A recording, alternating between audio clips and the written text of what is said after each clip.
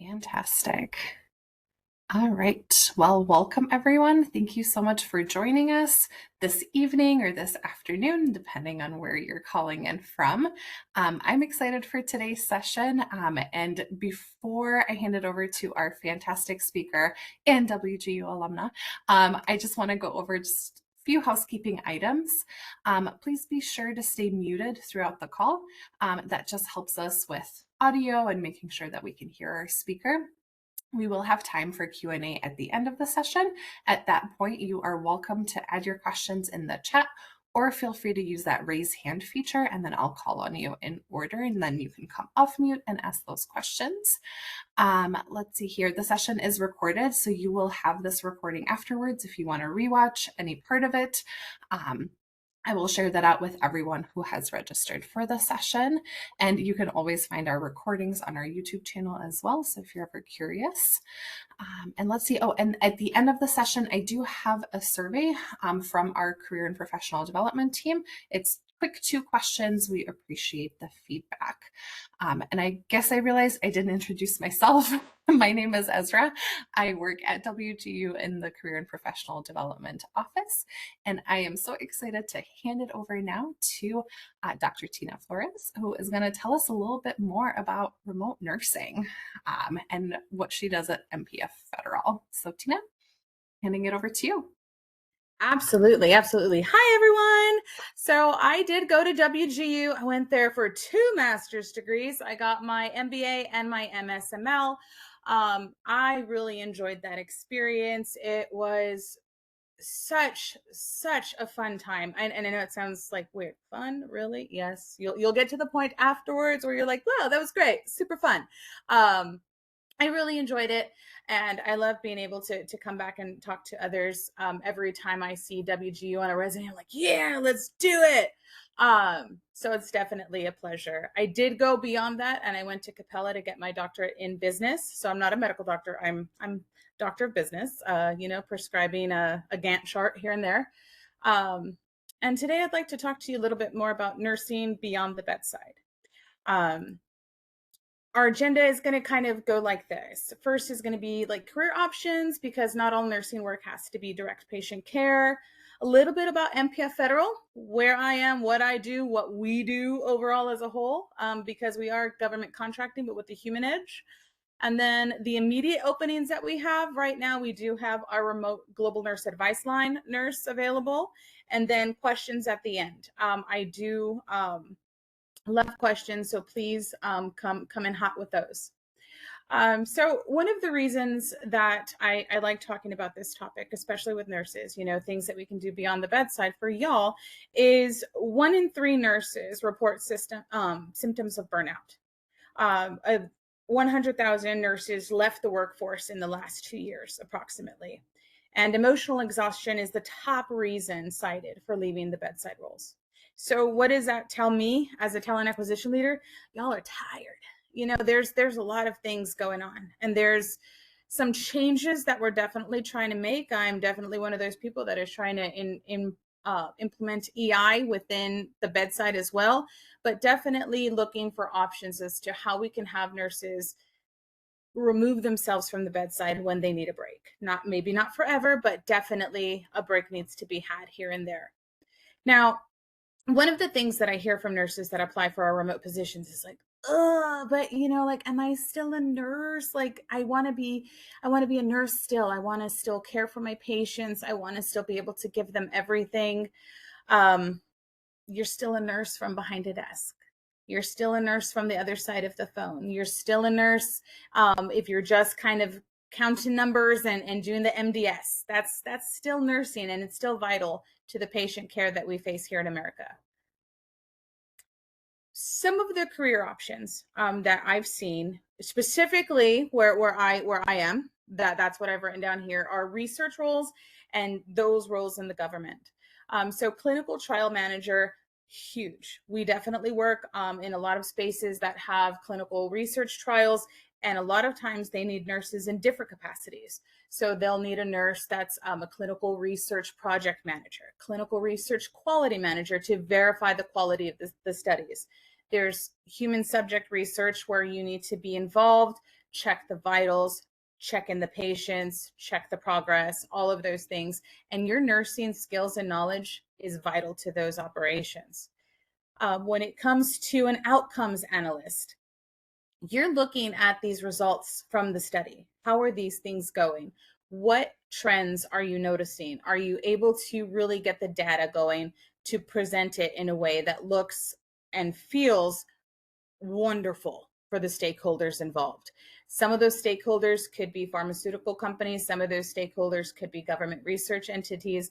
Some of those stakeholders just could be different executives that are wanting to see, can we move forward with this research? And then you have a couple of informatics positions. I saw some of y'all in there getting your MSN in informatics. So there you are. Another one is a medical science liaison. So those are those that go between different sections. So you have the medical team, you have the clinical team, that's non-medical, and then you have the executive team. So these folks kind of know a little bit, a lot to be able to integrate with everybody in and around. Now, for government roles, there's a lot of different things in there. Public health analysts, healthcare program analysts, there's a lot of analysts all over within the government. Now, that doesn't always mean that you're crunching the numbers. Sometimes you are just analyzing the program itself. What does it look like? Is it serving its purpose? Those kind of things look at, is the patient care efficient? Is this moving towards the right direction? Are they following the policies? Are they following the procedures? When you're looking at policy advisor or healthcare compliance officers, again, does this meet what we're looking to do? Because at the end of the day, a lot of folks in and out of the government, sideways, everywhere, when they think of somebody that's going to have another person's best interest at heart, they think of nurses. So they look to you to advise on, is this the right way to be doing this? Maybe not, you're not a regulatory compliance specialist, but you know about humans, you know about healthcare, you know how to take these patients and treat them the right way. So you can advise policy where we have theory on how things should go and kind of throw that human edge in there. So these are some roles that I've definitely recruited for. Some of the ones that are capitalized are ones that I've recruited for a lot. Other roles that I've seen nurses go into is different levels of executive leadership. Those of you that are really comfortable talking to stakeholders, public speaking, interacting with a whole bunch of different folks, getting people together, there's so many opportunities out there. And even though it may not require a nursing license is huge in executive roles. Because what do you have? You have the ability to diffuse in like crisis situations. You have the ability to talk to people and make sure that they understand what complicated material needs to be conveyed, because you do it every day as a nurse.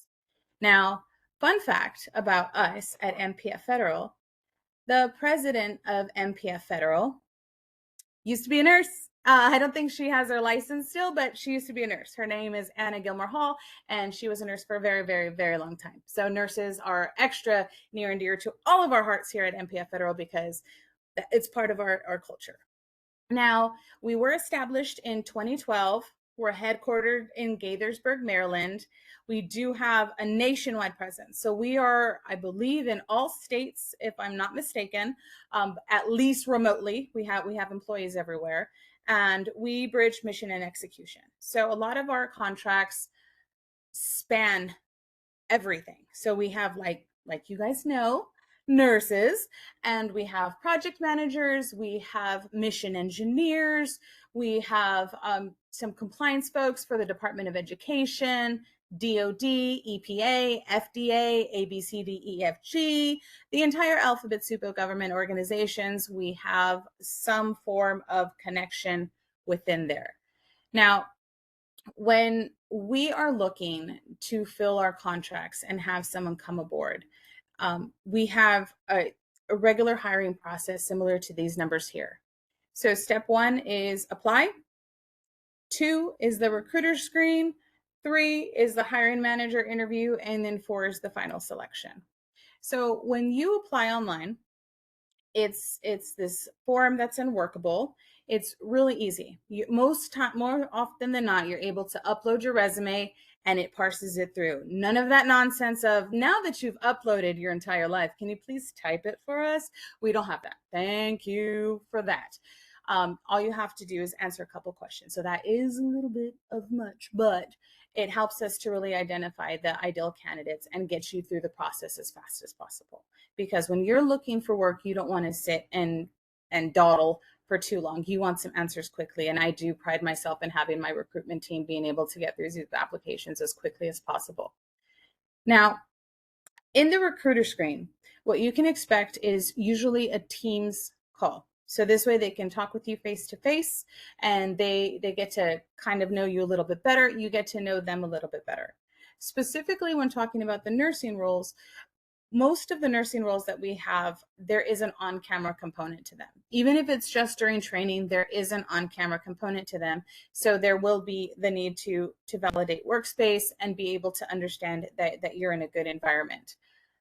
Sometimes we have seen folks take these calls and try to perform their work from the middle of a busy Taco Bell. Yes, Taco Bell. So part of the reason for these video calls is to get to understand that as well. Another thing that helps when we're on these video calls is to really get to know you as a nurse. A lot of times when you're applying, it's just like, okay, click, bye. Okay, do you have a license and a pulse? Great, we'll just put you in the queue and see if they select you. We strive to be more than that. We strive to make you more than just a number. We strive to make sure that there's people that come on our team not only want to be here, but thrive while they're here. So there's a lot of back and forth questions with the recruiters, and there's also time for you to ask them questions, because that's important. When you're working with a patient, you want them to feel comfortable, and we want you to feel comfortable as well. And as you're going on your employment journey, wherever your career path may take you, I want you to feel empowered to be able to ask questions in your interview as well, because that is a two-person event, right? And even if there's more people, but there's two sides to that. I want you to be able to ask whoever the employer is, even if it's not us, questions related to your job search. I want you to feel comfortable in moving forward with the job that you're selecting, so that you know this is a good fit for me. This is a good fit for me because, and you can find that out when you're talking with the recruiter. If you have a dismissive recruiter, if you have a recruiter who's not returning your calls, if you have a recruiter who's like, yeah, that's cool, and moves on, maybe think about it. Is that telling of what the culture is going to be? And if that ever happens with any one of my recruiters, you call me immediately, okay? No, not putting up with that one. And then when you get to the hiring manager interview, that's a little bit more in depth. The hiring managers that are going to be interviewing you for this space are the ones that are actually going to be overseeing the work that you're going to do. Lydia, one of our hiring managers, she's an RN, and she's kind of done the telework space, and she asks scenario-based questions to understand how you would respond in certain situations, how that would work. And she welcomes questions as well, so that you can ask her, what is a day in the life? I believe that she even gives a day in the life worksheet, so that you understand what it is you're going to be doing, so that you're most comfortable moving forward in the process. And then for final selection, we look at those schedules that we have available, the nurses that have picked the schedules, and I discuss with the hiring managers who they'd like to extend the offer to. However, it doesn't always end there. Sometimes we have 5 schedules available, sometimes we have 20. Now, if we have more nurses than we have schedules available, I always encourage the nurses to keep in touch with the recruiters, because the next class, the next cohort that we have, we would definitely like to welcome you back and keep you going in this process if this is something that you'd like to proceed with. Now, talking about GNow, one of the things that we have, it's not going to let me click it, is it? Oops, sorry. So with GNow, that is our global nurse advice line. We have our call center that works with the veterans and military community, and they are able you're able to help them over the phone. Are you able to see the work, the job description on the screen? It's a question slide. I think you might have to go back. Yeah, let me try this again.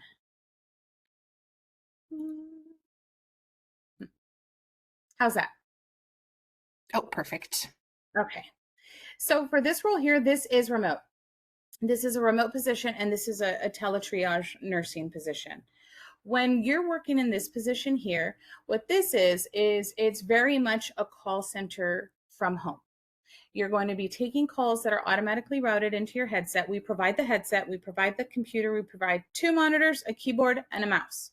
So everything you need to perform this position, we provide with the exception of a router and an Ethernet cable, which are both required because we expect that you hardwire in so that there's no internet deficiencies that cause a cutoff. Now, for this, though calls can range from just about anything that you would see in the ER that's not absolutely physical required, like like a gunshot wound or an MVA. Those probably will be going to the actual ER and not calling the phone. Although I can't say that they won't call you first to be like, should I really go in? Yes, please do. When you're taking these calls, as I mentioned, they're automatically routed into the headset, and it's very much like a call center. So you're able to triage anything between a mom who might have given her 3-month-old a 9-month-old's pacifier, and she's freaking out, wondering if she did something wrong because they're not 9 months yet. And you can talk her off that ledge, help her with advice within your scope, within the resources that you're provided. And then you might have calls that are all the way on the other side, stuff that's more serious. You might have a DV victim or a service member that's contemplating the end of his own life, and he was able to get to the nursing hotline because he didn't want to go through his chain of command or go to sick call. So these are all things that you can have, and then everything in between. It covers all ages. You're going to have some pediatric calls, you're going to have some teenagers, you're going to have some geri patients, those in between, everything from here to there. So that's why we always ask, like, if you've had ER or med surge experience, that would be the best for this role. We do take some other experiences, but those seem to translate very well because you've seen a lot of things. You can opine on a couple of different things and move forward when you're taking these calls. Now, these hotlines operate 24/7. That doesn't mean that we expect you to be 24/7. We have shifts all over. Now, I'm talking all over. Some of our shifts start at 1 a.m. Some of our shifts start at 1 p.m. Some of them start at 2:30 in the afternoon. We have split shifts, mornings, evenings. Occasionally, we will get a part-time. So we have shifts that accommodate all of your needs so that you can be able to take this position and still be able to be a person in your off time.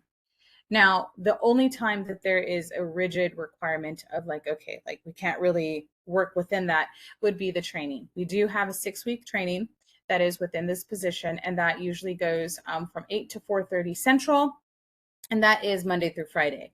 So during those trainings, you will learn all of your resources. You will learn crisis call techniques. You will learn the ins and outs of how to work in this position. Now, also during that training, they do expect for most of the time for you to be on camera because this will be provided in a cohort type environment, and you'll be able to interact with your instructors, interact with your team members, and as a part of our end on this side is we provide assistance with that as well. So if you have like, man, this is a lot. It's just kind of spinning in my head.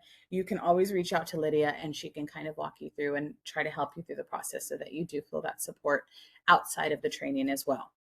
Now, for the actual job itself, it is $35 an hour. There are differentials that are provided for evenings, nights, and weekends.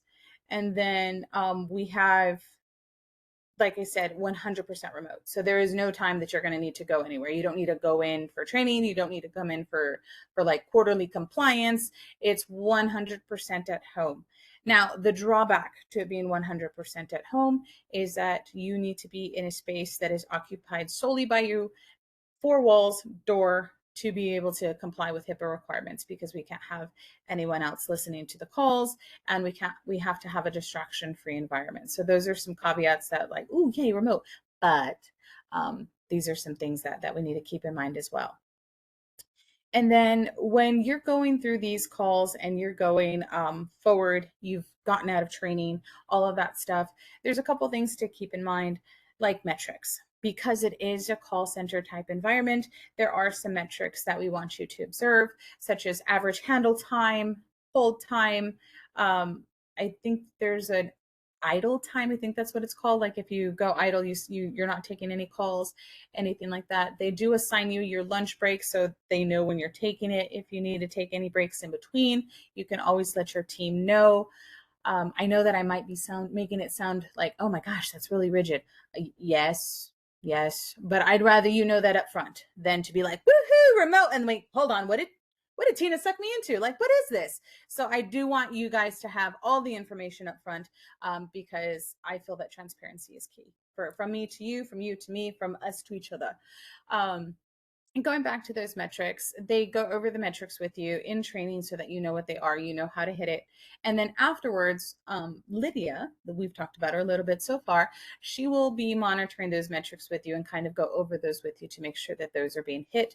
That if you need any support, like maybe your average handle time is a little long because you're used to bedside nursing where you kind of talk with them, build that rapport, get that connection. You're used to really digging deep. And then she's going to help you to reel it back so that you can get those calls taken care of so they can get either the treatment they need or they can go back to their regularly scheduled programming. So those are things that they look at to monitor your performance. And they do have regular checkpoints for that so that you don't have to wonder like, oh, am I meeting it? Like, oh my gosh, I feel like I'm not meeting it or I'm gonna get in trouble. They will let you know. They will let you know, great, you're doing great. You're hitting all your numbers. Or, hey, let's have a conversation. Now, another thing that happens that they're looking at with you is the dispositions. So when you're dispositioning a call, not everybody can be told, hey, go to the ER, go to the ER. You should go to the ER.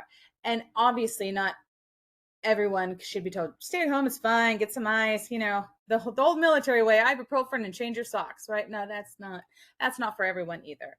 So they do want to make sure that you have a good balance to that in the advice that you're giving. So that's definitely something to think about for this position as well. And they guide you on the feedback as well. So if you're like, oof, I thought I handled this right, but now that I think about it a little bit more, you can definitely talk with your leaders, with the leaders on both sides. And when I say both sides, because we are a government contractor, you're going to have two sets of leadership. So you're going to have us on this side, which is partly Lydia, and then you're going to have some contractor leadership on the other side. Generally, we co-contract with Optum. I'm not sure if anybody has heard of Optum, but we generally co-contract with Optum to provide the GNL services through the Veterans Administration to be able to get these things for TRICARE beneficiaries. So when you're in the call center environment, a lot of the leadership is going to be wearing an Optum badge. I guess like theoretically, not like maybe not literally. And then on our side, they're all MPF folks.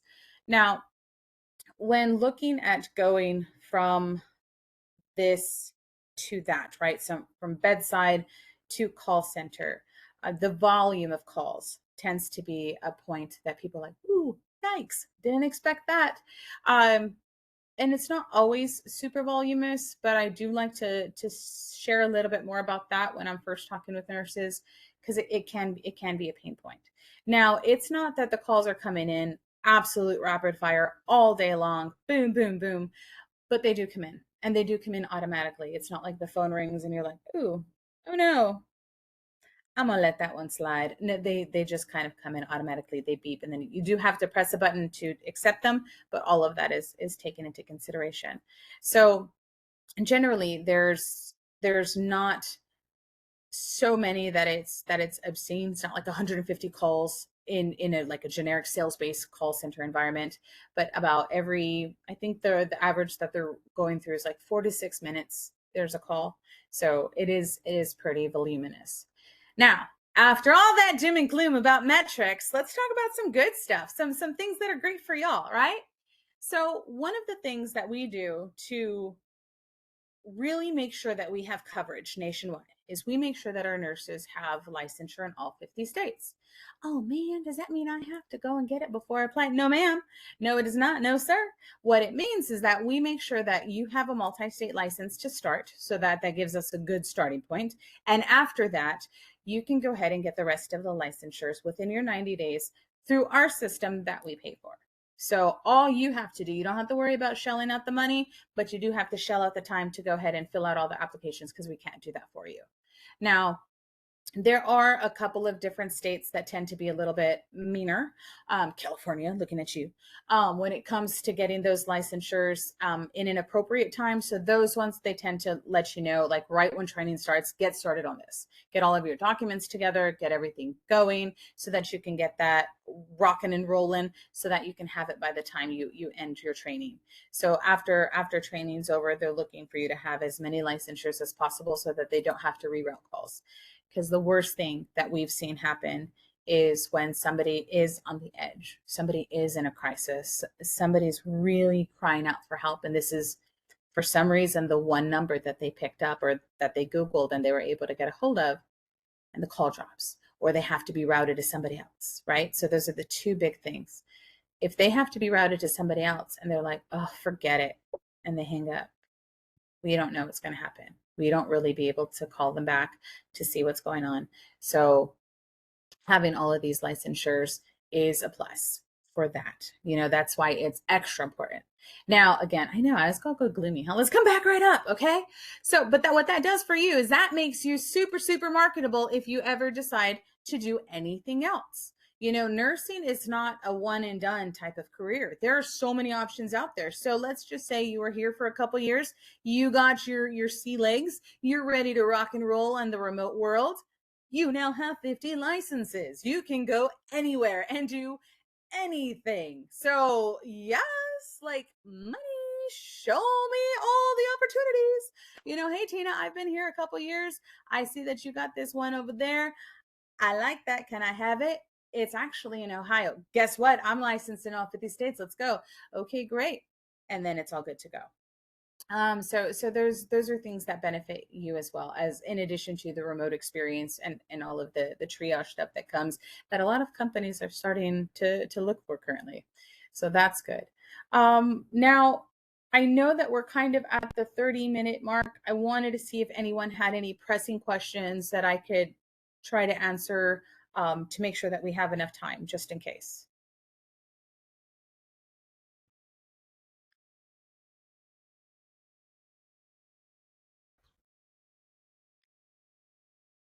Oh, it looks like Christine raised her hand. Christine, do you want to come off mute? Thank you very much, everyone. I'm so sorry. I joined in just a few minutes late and I missed the first part of the meeting, but I'm just quickly looking through and I'm saying that you need to have at least a minimum of 5 years. What if you have like 4 years in nursing? Can you apply? Yes, I would say that if you have at least 3 years of hands-on nursing, send your application in anyway. If you're on this call and you're like, well, I don't really know that I qualify. I don't really know.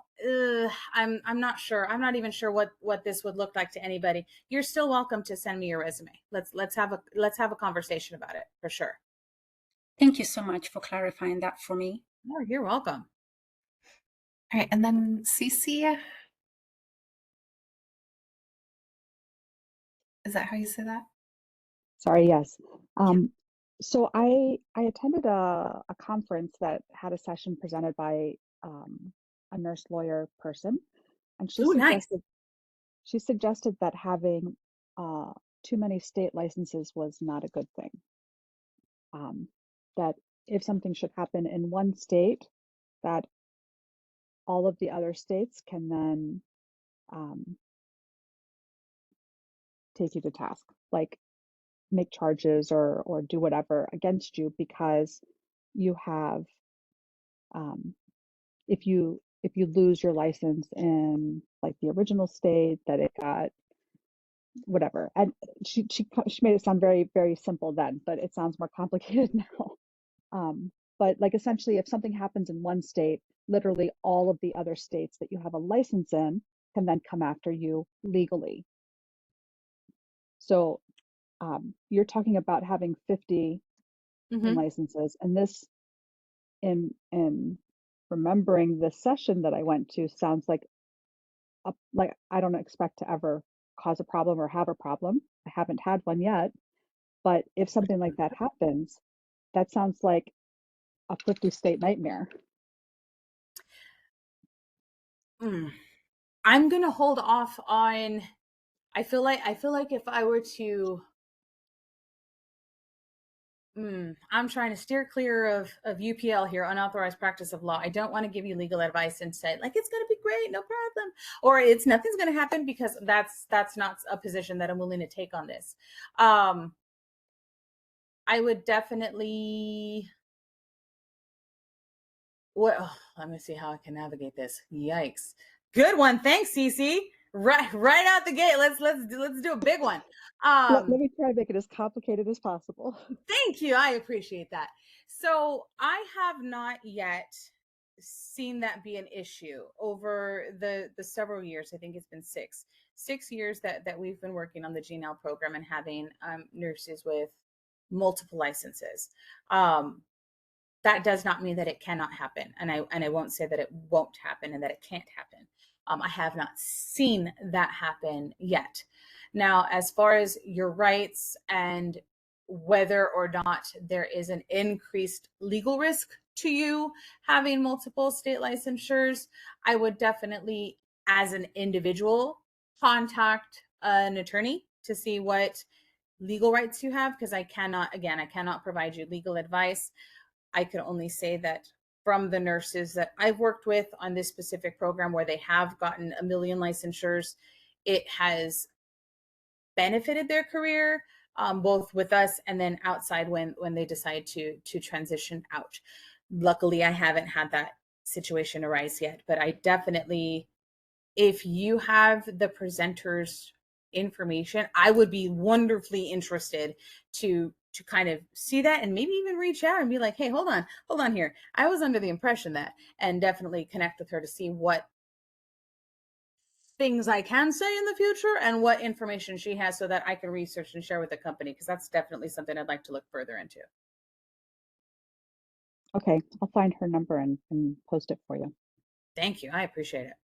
Or you can send it to me in like a message on LinkedIn or via email. This way. Oh, okay. Her number's not everywhere. I don't want to be the one that caused her to get like 300 calls. So yeah, that'd be great. Can I ask one follow-up Sure. question to that? So let's say something terrible happens. Something happens as part of your advice call, and there's some type of bad fallout, and now, one state has taken you to task on their board of nursing. If the other states come at you as well, or even with that original state, does your company provide any assistance with legal counsel, or like, do you guys help Like your malpractice employees if insurance? something like that, malpractice, or I don't really know, like, is that what that would be, is malpractice? If you are providing nursing advice that did not go well within the scope of your practice as per your position, that would likely, again, was trying to steer clear of that UPL, that would likely fall under malpractice. But I would have to double check with Lydia to see what the parameters of that are and where insurance and liability kicks in.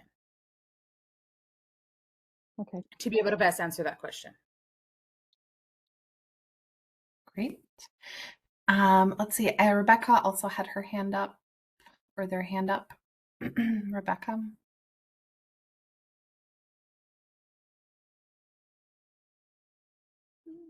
And there was no last name, so it just says Rebecca on my end. Can you hear me? I'm sorry. Yes. Oh, there you are. There you are. It's Amos. I'm sorry. I did have a question about, I don't know if I missed it, 'cause I was having trouble getting into the meeting. Is there any benefits with this position, or any paid time off or anything like that?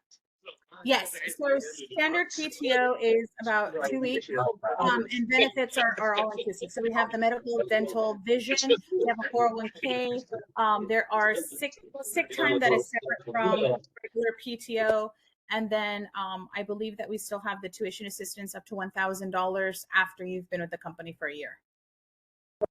And do you get, I mean, the $35 is a start pay, but as you stay with the company, do you get, yearly increases or things like that also? There's increases for that. There's the differentials for the evening, nights, and weekends.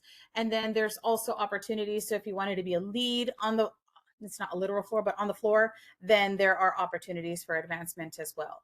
And then within our company, if there are any other opportunities that we post, like let's say you signed on the GNL program, you've been there about a year, you see that now we have an RNPSS or we have a clinical research nurse, and you're like, hey, hold on, I want to kind of shift gears and go over there. There are other opportunities that you can have, like within our company as well, that you would obviously have preference for because you're one of us.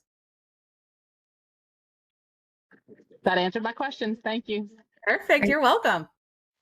And then there was a question in the chat, and it's a three-part question. So do you have part-time positions? Are the shifts provided in the job description? And do the shifts rotate or are they set? So occasionally we have part-time positions for nurses. Are the shifts provided in the job descriptions? They're actually in the questions. So when you apply, it usually gives you a drop-down of shifts that you can choose from, pick a first choice.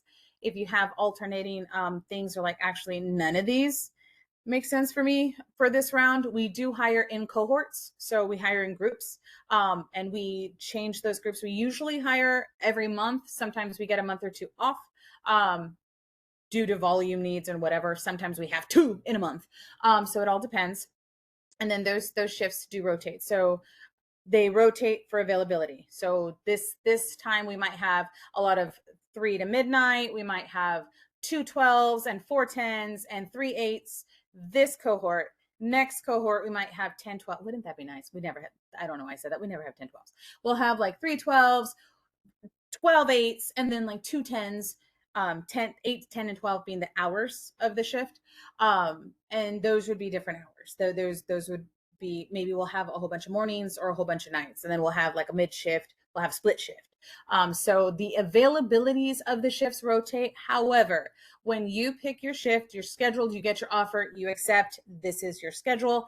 You are married to that schedule for at least, we would like for you to stay loyal to that schedule for at least a year. Now, the benefit to you is that you get to plan accordingly. If you always have Thursdays off, guess what? Thanksgiving is always going to be yours, because we don't call you in on holidays. We don't tell you like, hey, actually, we're short staffed today. Can you come in? My days are these days, and these are my days forever. So if I ever have to plan a doctor appointment, if I ever have to plan anything, these are my days forever. Now, after a certain period of time, you're able to request time off. So it's not like, well, hey, so I'm never going to be able to go to my kid's graduation or, go to my friend's wedding. Of course, but that would be a PTO event that you could either, request PTO or have a different agreement with your leader at that time to be able to take those extra days off. But as far as being able to plan, it is a rigid schedule, at least to begin with. I answered all 3? Yes. Yes. Perfect. Did you want to go back to your slides, or do you want to continue with questions? I can continue with questions. I see another one right here in the chat from Jamia. What is needed for the compliance nursing government jobs? So generally, when we're looking at compliance, there's a couple of different ways. If we're looking at research, compliance research that you would need a nurse for is for human subjects more often than not.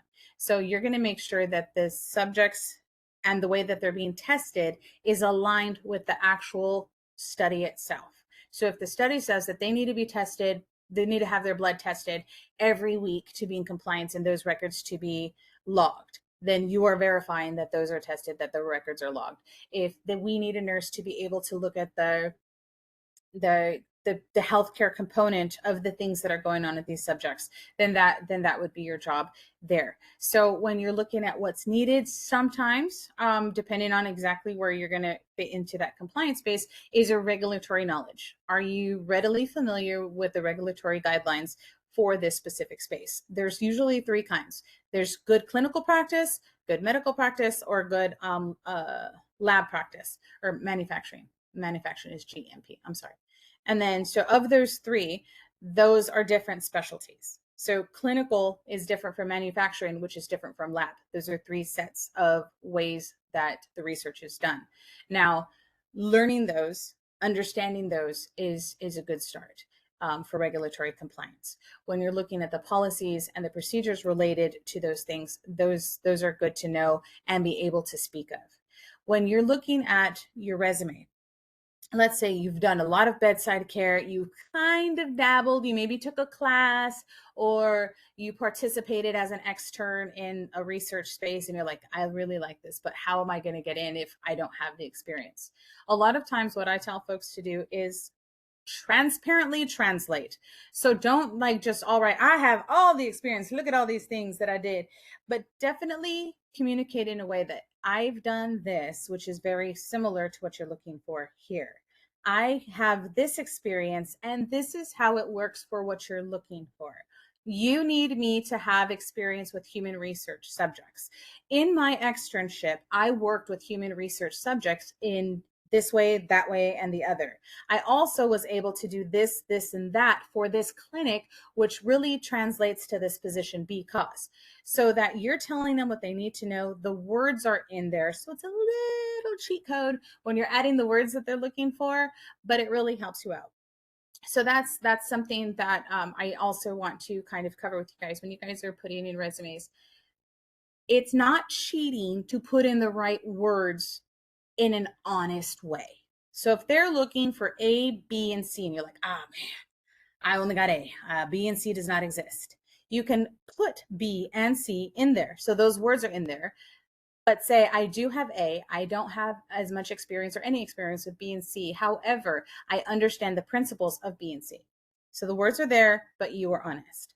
The reason for that is because a lot of folks are going to tell you about the ATS monster, right? When you're applying for jobs, I'm getting passed over. I'm either too clinical or not clinical enough. I have all this years in hospice. How come people don't want to look at me? They only want the ER nurses. Sorry, I know mine said ER too. Ooh. But you know, the hospice nurses, you guys are valid, and dialysis nurses and home care nurses. You just need to really put your best foot forward when you're applying for these jobs. If on the top of your resume it says experienced home health nurse, love home health is my life, and you're applying to work at an ER, it's not going to work out because they're going to look at it and be like, why, and move it on.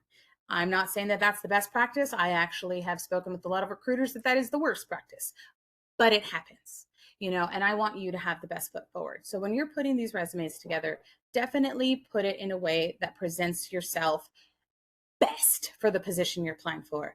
Well, gee, Tina, I really don't want to have 15 resumes for the 15 different kinds of jobs I'm applying for. You don't need to, but have your resume in a way that is aligned to what you're generally looking for. Now, if you're trying to be a nurse over here and a pilot over there, maybe have 2 resumes, maybe, and then have like the pilot stuff really small on the nurse resume and then the nurse stuff really small on your pilot resume so that it's still congruent, and have your LinkedIn match what you're applying for as well. Because a lot of recruiters will double check. If your resume says, I've done all of these really cool things in research, and your LinkedIn says, all I've done is hospice, they don't match. That's a red flag for recruiters. That will be passed over. So make sure that they match and make sure that you're putting all of the right information to get the job you're looking for. If you want to be found by recruiters, I'm going to go back to those keywords. More often than not, when a recruiter is looking for you, they look by words, the keywords, home health, ER, med surg, and they're doing all of those things. And the amount of times that those things pop up in your resume or on your LinkedIn profile is how quickly and easily we find you. So if you're like, how come nobody's calling me? I have my LinkedIn, I post, but your LinkedIn just says the job titles and maybe one sentence, change it. You have a lot of space. One day when you're just not doing anything, put on, you know, the Housewives of Beverly Hills and just put something on. That is my guilty pleasure show, by the way. Put on some good TV and that's just on in the background, and revise your LinkedIn. Make sure you have a professional looking photo. Make sure you use the summary. The summary, surprise, surprise, is a whole bunch of real estate to put stuff. Now, not just anything, but all of those words that I told you, they may not be relevant to what you've done, but you would like to do it, or you notice, well, every single job I'm applying for says that I have to have these things and I don't. In your summary, I don't have these things, or I'm looking to have more knowledge on these things. I'm very excited about the experience I can get in this, and this, so that the words are there. So that when we pull you up, it pulls up and we look through it, it gives us a like, huh, okay. Well, Okay, well, look, okay, well, she hasn't done that, but she does have this. That gives me a reason to be able to pull you in. That gives me a reason to have a phone call with you. And during that phone call, you can share your excitement for all the things that you want to do and all of the ways that your experience translate because you had your resume put together. Now, there is no real ATS monster that eats your resume and throws it away. But there are a lot of AI systems and ATS systems that will rank your resume. So if the recruitment team isn't focused on EI, isn't focused on like the whole candidate, they can automatically put you at the bottom and go for those that have rated at 100%, 80% match, 22% matches. Those might not be looked at by a human. Now, what does that mean? Well, that means the instances of the words that are in the job description are in your resume. Isn't that what you just said? Yes, but that's the AI doing it. You know, the AI is looking at these and ranking these resumes. And a lot of companies are leaning towards having AI at least part of their process. So we want to help them help you by putting those words in there, by making it as clear as possible. They don't necessarily need to know that this, that, and the other happened in 1995, which led to Florence Nightingale inspiring you with the book. And this, they need to know what you did and how you did it. If you didn't do it, what other experience you have translates. Simple and move it forward. Does my resume have to be a page long? No, especially not if you have a very long nursing career. More and more companies are shying away from the one-page resume. It's not enough, especially if we're hiring experts in fields or those that have a significant experience. We want to see what you've done. We want your resume to speak to us and be like, that paper tells me what I need to know to be able to make a phone call.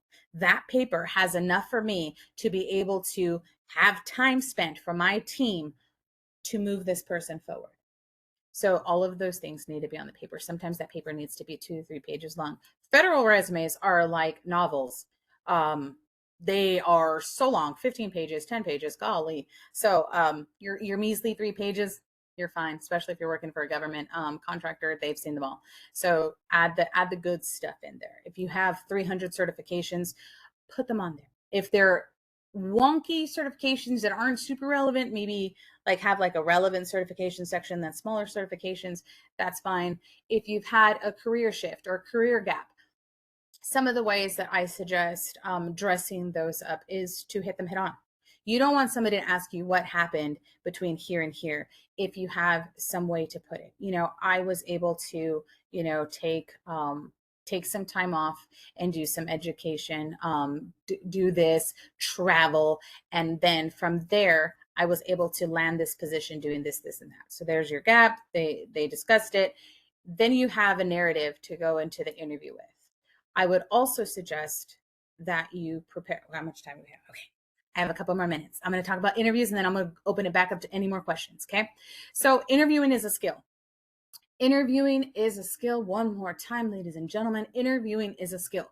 Not everybody interviews well, but to be able to move on to that offer stage, you want to be able to have the skill of being able to interview. Some of the things that I find people do is they get really nervous. Are they going to like me? Are they going to want to hire me? I need this job. You know, I like having dinner every day. I need this job.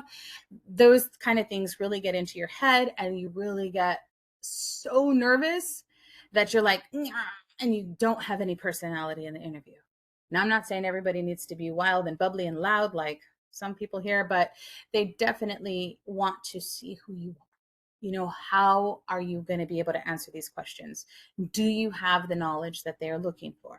So the way that I suggest that everyone gets better at interviewing is practicing. Practice, practice, practice.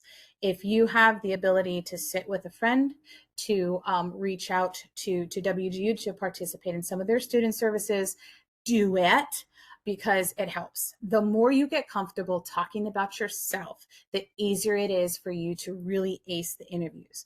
Well, I don't really know what to say. I don't know what they're going to ask. You don't know what they're going to ask, but you kind of know what they want. The JD kind of tells you what they want. So you can go over a couple of things. I want a project manager that has 15 years experience leading government projects. Tell me a little bit about yourself. Well, for the past 15 years, I've been leading government projects doing this, this, this, this, and this. You already started, and it was a tell me about yourself, and you already leaded with something that's relevant to what they're looking for. So you didn't have to tell them that your 5th grade Chihuahua was named Kissy. You just have to kind of go with the flow. Relate it to the position, be true to yourself, but not so personal that it's taking away from your qualifications.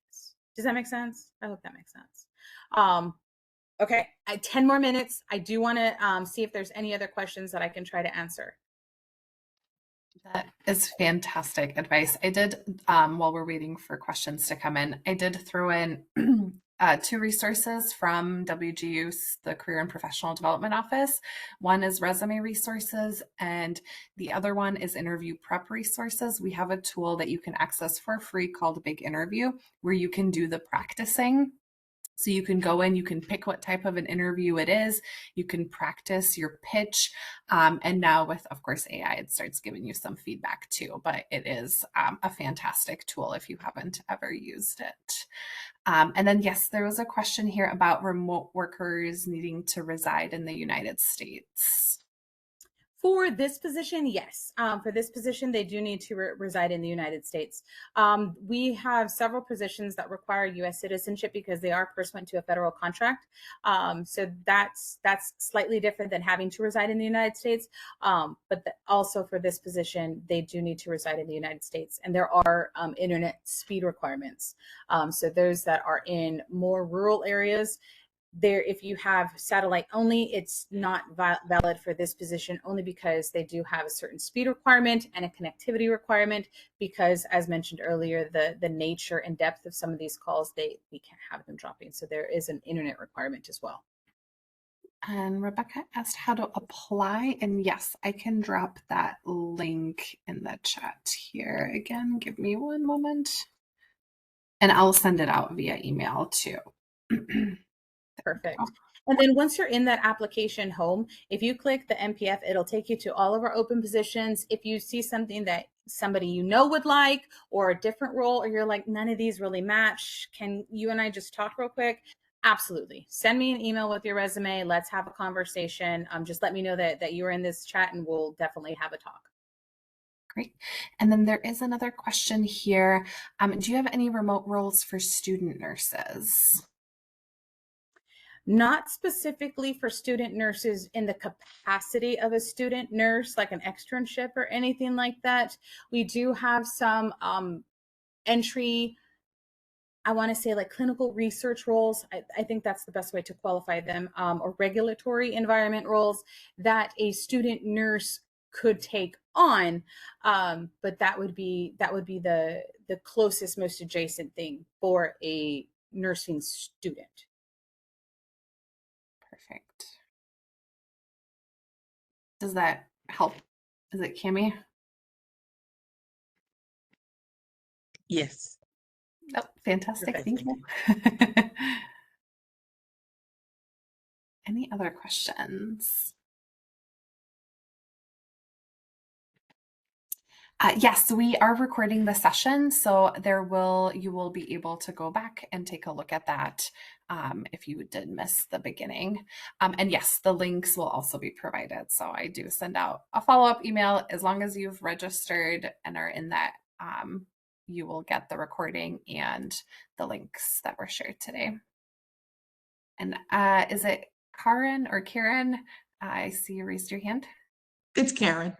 Karen, okay, sorry. So I wanted to follow up on the residing in the States question. So I'm not interested in anything right now, but later on, when I finish this degree, I'm looking most likely for something remote.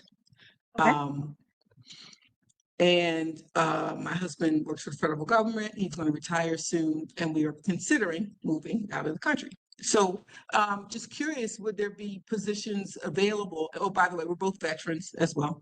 Would there be any other type of position, not necessarily this particular one that you have advertised now, where you could live outside of the United States and work remotely for your company? When it comes to those that have been able to work outside, I do know that there has been a couple of instances where there's been temporary people that have been outside.